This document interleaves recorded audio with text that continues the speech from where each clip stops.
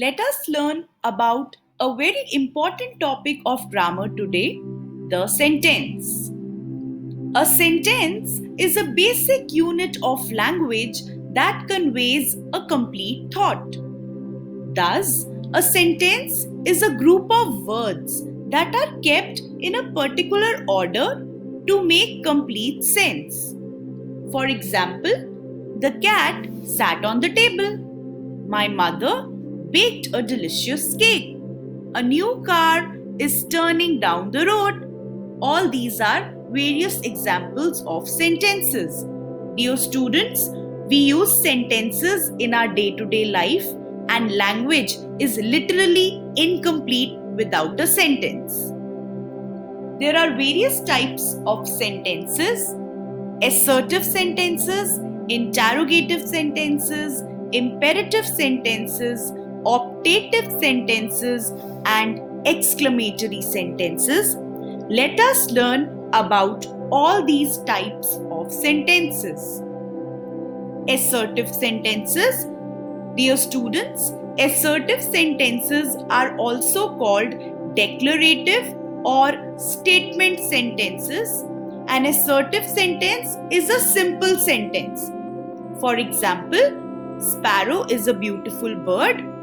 My father planned a tour. The Ganges is a holy river. Sachin Tendulkar is a fine batsman. So any kind of simple sentence is an assertive sentence. Also, do not forget to put a full stop or a period at the end of an assertive sentence. Interrogative sentences. These are also called question sentences.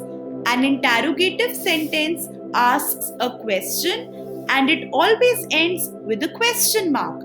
You can see the picture of a question mark. It is given. Let us look at few examples. Would you like some tea? Did you go for a walk today? When will you see me? How are you doing? So, whenever we have to use an interrogative sentence, we would always put a question mark at the end. Imperative sentences. Such sentences are used to issue a command or instruction, make a plea or a request, or offer a suggestion or an advice.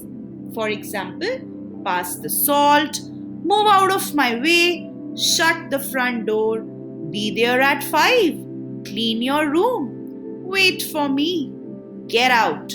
Or we must obey our elders, can you please pass me the pen? So, always remember imperative sentences: command, request, order, suggestion, advice, instruction. Optative sentences. Such sentences deal with the mood and how to express it. You can consider moods as in wish, prayer, desire, curse, etc. Generally, you will find that an optative sentence begins with words like may or wish. Sometimes you might also find these sentences beginning with let. For example, may you get what you want. May the Almighty help us all in this tragedy. Wish you a happy and safe journey together. May your team win the match. So any kind of wish, prayer, desire or curse becomes an optative sentence. Exclamatory sentences. An exclamatory sentence, my dear students, makes a statement that conveys strong emotion or excitement. An exclamation mark, as you can see in the picture also, is placed at the end of such sentences. So whenever you are expressing a strong emotion or you are very excited expressing about something, use an exclamation mark. Examples: how lovely the weather is. Susie, wipe the board. The apples have rotten. This looks like heaven. Now, can you name the type of sentences? You can either pause the video or take a screenshot of this slide. But do practice and guess which type of sentences are used over here. Every sentence, my dear students, has two parts: subject and predicate. What is a subject? Subject is the doer of action in the sentence, and whatever is being told to us about the subject in a sentence becomes the predicate. For example, my mother baked a delicious cake. Here, who is doing the action? My mother. So, my mother becomes the subject. And what is being told to us about the mother? Baked a delicious cake. So, baked a delicious cake becomes predicate. Dear students, subject is the doer of action and object is the receiver of action. I would also like to talk about object over here. So, my mother baked a delicious cake. My mother is the subject. What did the mother bake? Mother baked a cake. So, cake becomes an object.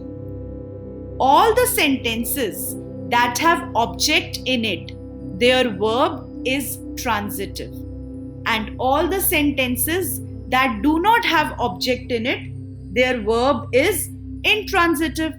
For example, if I say, the baby was crying loudly. Here, the baby is my subject. Crying is the action word or the verb.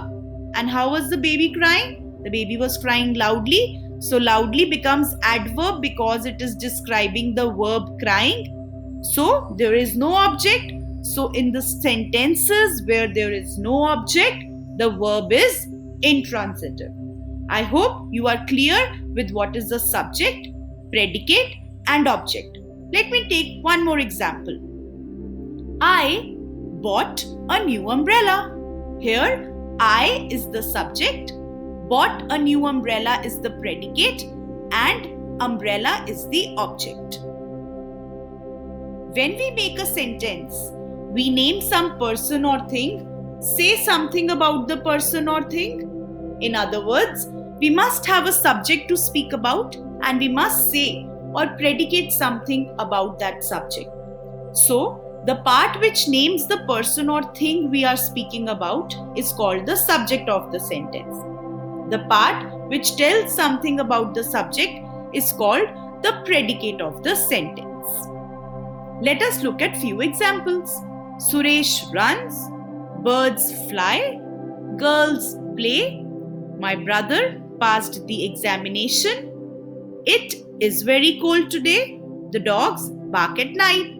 So you can easily see how I have bifurcated the subject and the predicate. Can you also guess the object in all these sentences?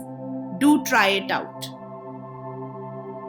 Separate the subject and the predicate in the following sentences.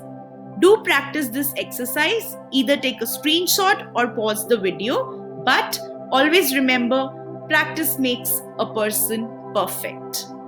I hope the concept of the sentence is absolutely clear to you all now. Thank you so much.